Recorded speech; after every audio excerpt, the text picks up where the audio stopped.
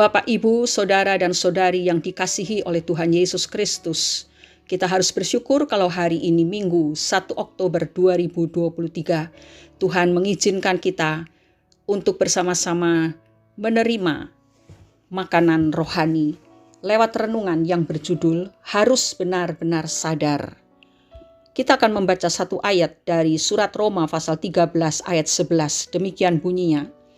Hal ini harus kamu lakukan karena kamu mengetahui keadaan waktu sekarang, yaitu bahwa saatnya telah tiba bagi kamu untuk bangun dari tidur, sebab sekarang keselamatan sudah lebih dekat bagi kita daripada waktu kita menjadi percaya. Suatu hari ada seseorang yang memiliki janji dengan temannya, tetapi saat itu ia terlalu terlambat menemui teman tersebut. Beruntung sang teman memaklumi keterlambatannya. Keterlambatan itu terjadi karena ia tidak sigap untuk sadar saat alarm membangunkannya. Sebetulnya pagi itu alarm berbunyi cukup nyaring, tetapi tubuh dan hasratnya tidak cukup kuat untuk melawan kantuk yang berat saat itu. Ketika ia melihat jam, ia berpikir tidak masalah kalau tidur untuk sebentar lagi. Tetapi saat bunyi alarm berlalu, kesadarannya pun berlalu, sehingga akhirnya ketika ia berada dalam keadaan sadar penuh, ia telah terlambat. Semua yang telah direncanakan dengan baik akhirnya menjadi kacau, tidak bisa sarapan, berias sekenanya saja, ugal-ugalan di jalan untuk memburu waktu, melanggar lampu merah, dan lain sebagainya. Saudaraku, di antara keadaan sadar dan tidak sadar, ada fase setengah sadar. Fase setengah sadar ini adalah fase yang sulit untuk membuat keputusan antara mau menjadi sadar atau bangun, atau kehilangan kesadaran sama sekali alias tidur pulas. Biasanya di fase ini kita justru kehilangan kontrol dan menjadi tidak sadarkan diri. Untuk itulah mengapa firman Tuhan begitu tegas mengingatkan kita agar tetap sadar dan berjaga-jaga di dalam kerohanian kita, bukannya setengah sadar. Setengah sadar dalam kerohanian akan sangat mungkin menjadikan kita gelap mata lalu jatuh ke dalam pelbagai dosa. Oleh karena itu, jika saat ini kerohanian kita tengah berada dalam fase setengah sadar, kita diajak untuk sadarlah kembali sebaik-baiknya dan jangan berbuat dosa lagi. 1 Korintus 15 ayat 34. Mengapa demikian? Karena hari sudah jauh malam, telah hampir siang. Sebab itu marilah kita menanggalkan perbuatan-perbuatan kegelapan dan mengenakan atau memakai perlengkapan senjata terang. Roma 13 ayat 12. Zaman di mana kita hidup sekarang ini adalah saat di mana kita harus bangun dan menjadi benar-benar sadar dari segala buayan iblis yang telah menina-bobokkan kita selama ini. Diawali dari komitmen untuk mendisiplin diri. Disiplinkan diri membaca firman Tuhan yang merupakan penuntun hidup kita. Disiplinkan diri untuk berdoa atau bersaat teduh yang merupakan jembatan penghubung antara kita dengan Tuhan. Serta disiplinkan diri untuk menyembah dan memuji Tuhan yang merupakan salah satu senjata orang percaya untuk mengalahkan musuh.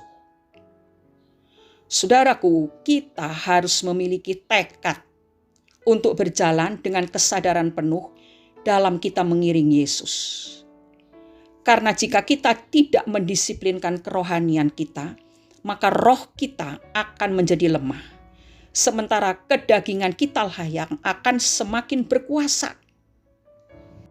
Ketika kedagingan kita berkuasa, maka tentu saja kita tidak lagi mengenal yang baik, yaitu apa yang merupakan kehendak Tuhan.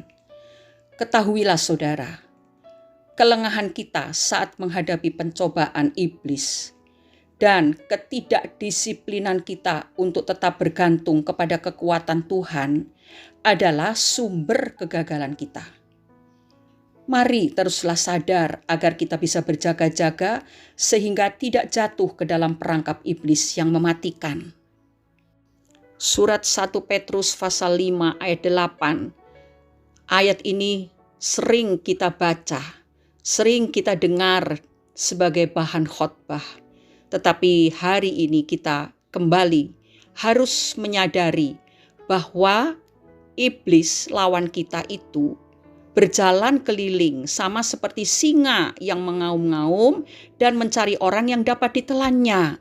Sebab itu 1 Petrus pasal 5 ayat 8 berkata, sadarlah dan berjaga-jagalah.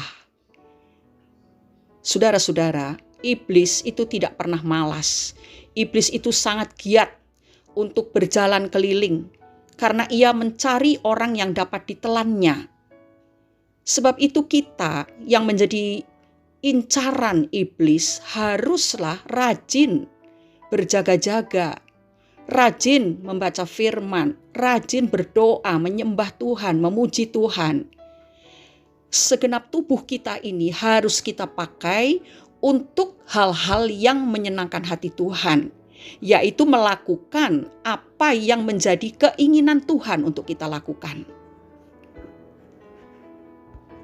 Jangan sampai ada seseorang yang melakukan apa yang Tuhan kehendaki, tapi apa yang iblis kehendaki juga aku lakukan karena itu cocok dengan keinginanku, memuaskan hatiku, memuaskan keinginanku, keinginan dagingku. Nah, itu bahaya saudara.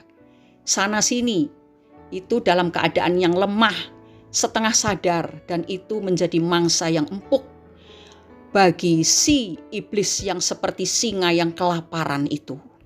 Saya percaya Roh Kudus akan membuka lebih luas lagi pandangan rohani saudara, pengertian, pengetahuan akan kehendak Allah.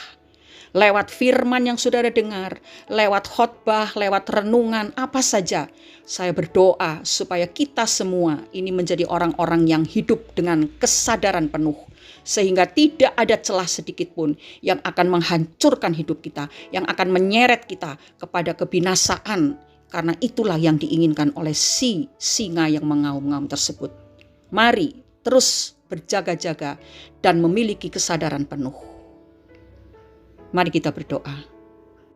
Bapa Surgawi, kami berterima kasih karena pagi hari ini Engkau sudah mengingatkan kami bahwa musuh kami tetap giat berjalan berkeliling untuk mencari orang-orang yang dapat ditelannya. Tetapi kami bukan orang-orang yang lemah.